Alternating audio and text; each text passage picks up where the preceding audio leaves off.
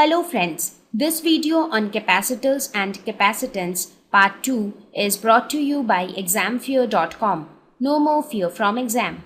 Please make sure that you have watched part 1 before going ahead with part 2. So the first behavior which we will talk about is the net electric field inside a conductor is 0.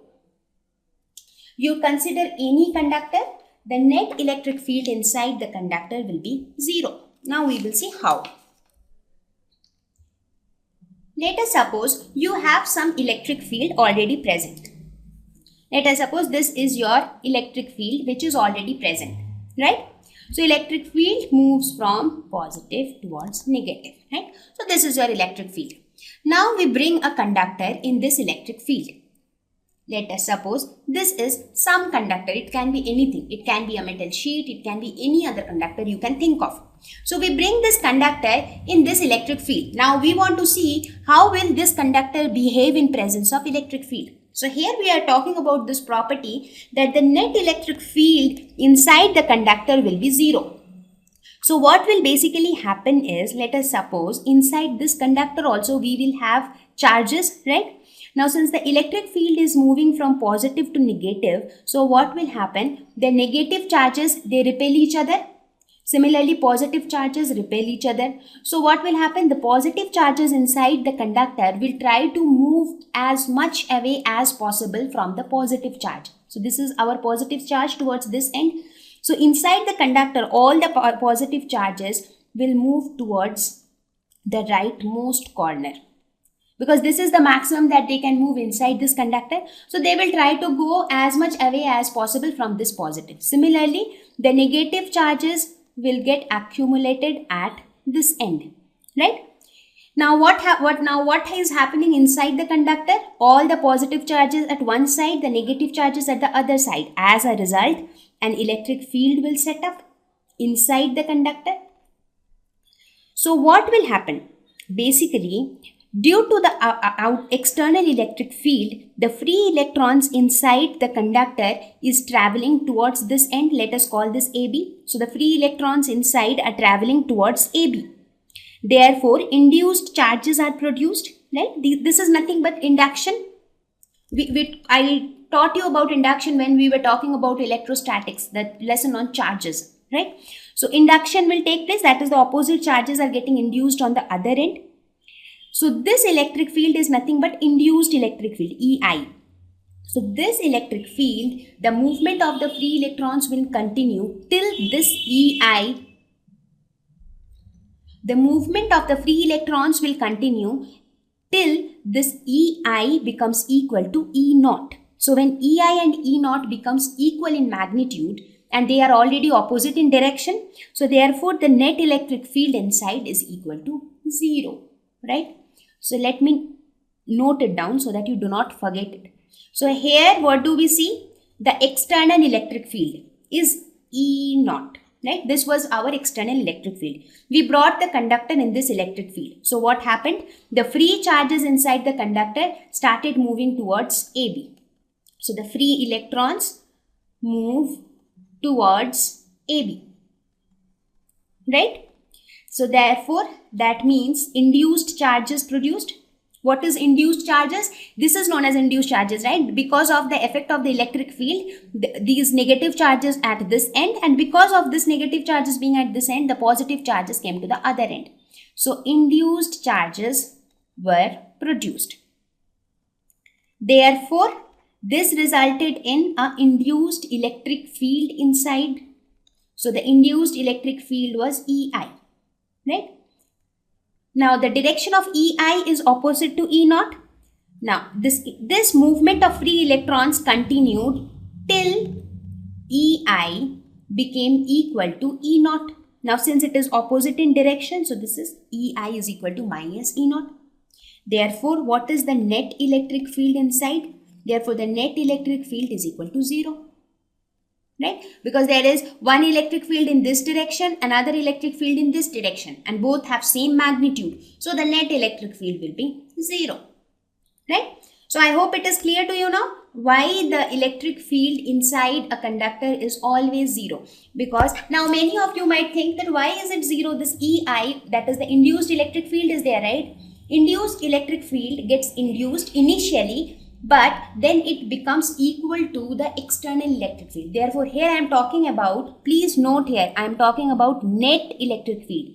So when I talk about net electric field, I have to take into consideration the external electric field as well as the induced electric field.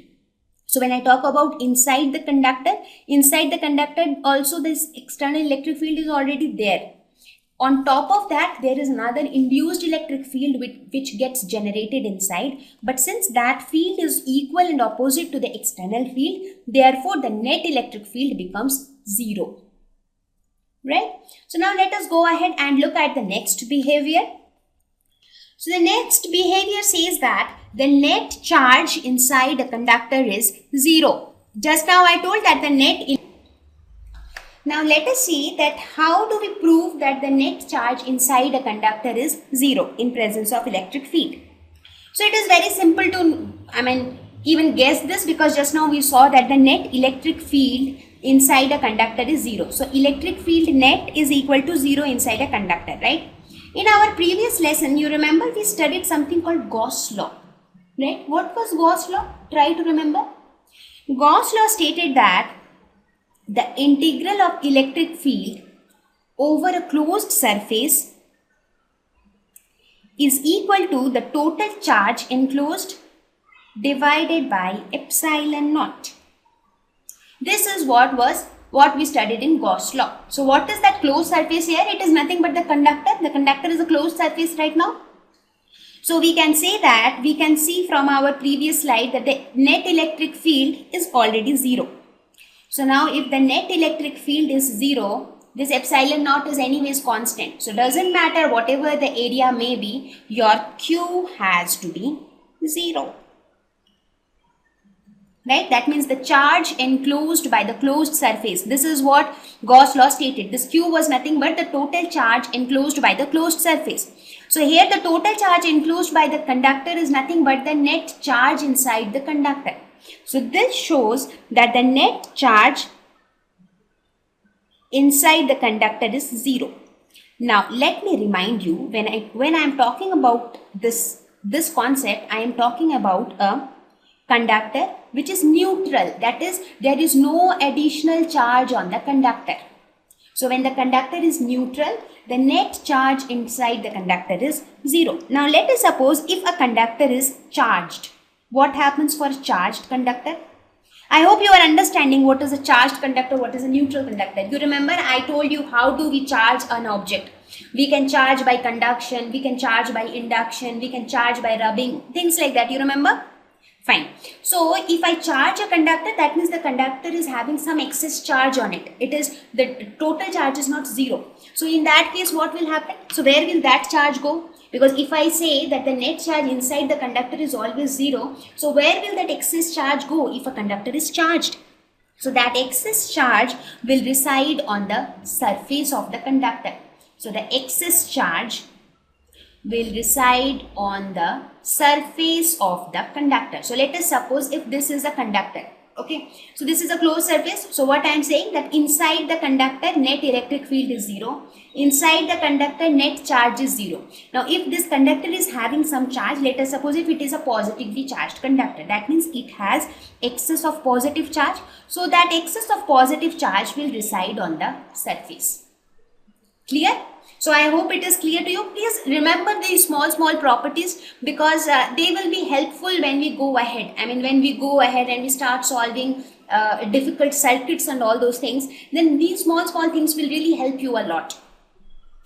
Now let us go ahead and look at yet another behavior. It says that charge always resides on the outer surface of conductor. This is what I told you just now, right? Because I don't need to prove it separately. Basically, these two properties are very much related. Since I proved that the net charge inside a conductor will always be zero. Okay. Before that, let me clarify one more thing. Whatever properties right now I am talking about is the property of a conductor in presence of electric field.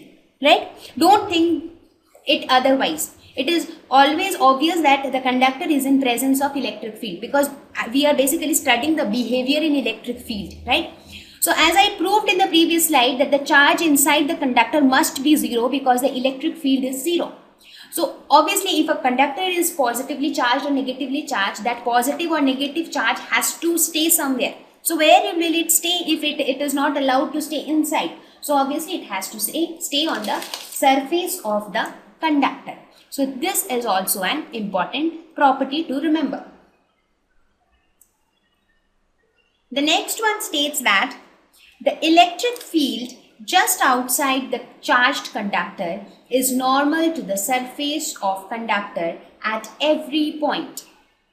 It says that electric field just outside the charged conductor. For example, let us suppose we have some conductor. I am drawing any conductor of any arbitrary shape. Let us say I have this conductor. So according to this, the electric field just outside this conductor will always be normal to the conductor. That means the electric field has to be somewhat like this. It will be normal at every point. This is how it should be. They should all make the electric field at every point on the surface of the conductor should be perpendicular to it, right? That is what it is stating. Why should I believe this statement? So let us try to prove this. Let us say that this statement is not right. I say that electric field can make any angle theta with the conductor which is not 90 degree. Let us suppose I assume like that. So what we will see, we will assume it in this way and we will see where we reach. Let us suppose I say that this is the direction of electric field E. Say it is making some angle, say theta. So if this is theta, this is also theta, right? So there will be a tangential component somewhat like this. So that tangential component would be E cos theta, right? Let us assume, so we are assuming that electric field E makes some angle theta with the surface of the conductor at some point. Okay, therefore it will have a component E cos theta, right?